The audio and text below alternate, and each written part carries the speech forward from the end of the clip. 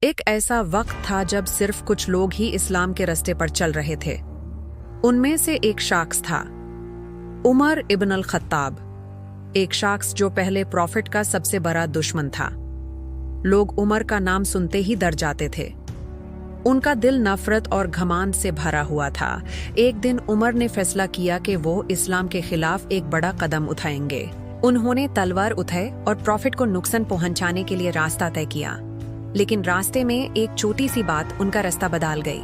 انہوں نے قرآن کا ایک حصہ دیکھا اور ان کے دل میں روشنی پھیل گئی۔ عمر کا دل دھیرے دھیرے بدل گیا۔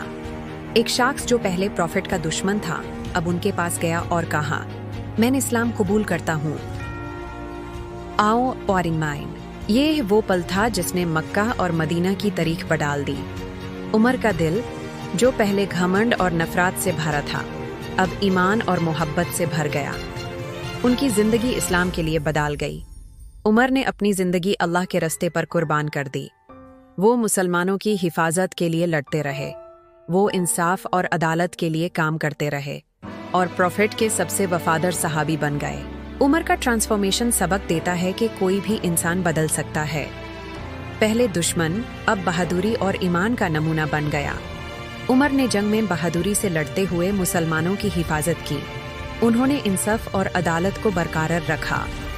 ان کا نام اب سب کے لیے مثال بن گیا۔ ہر مسلمان کے دل میں عمر کا نام عزت کے ساتھ لیا جاتا ہے۔ عمر کا آخر کا دن یادگار تھا جب وہ سکون اور عبادت میں مصروف رہے۔ ان کا چہرہ امان اور محبت سے بھرا ہوا تھا۔ وہ مکہ کے ہورائزن کی طرف دیکھتے رہے، سوچ رہے تھے اپنی زندگی کے سفر کے بارے میں۔ ان کا ہر عمل اور ہر فیصلہ ہمیشہ اسلام کے لیے مثال بنا۔ پہلے دشمن، پھر سب سے وفادار۔ یہی ہے عمر ابن الخطاب کی کہانی۔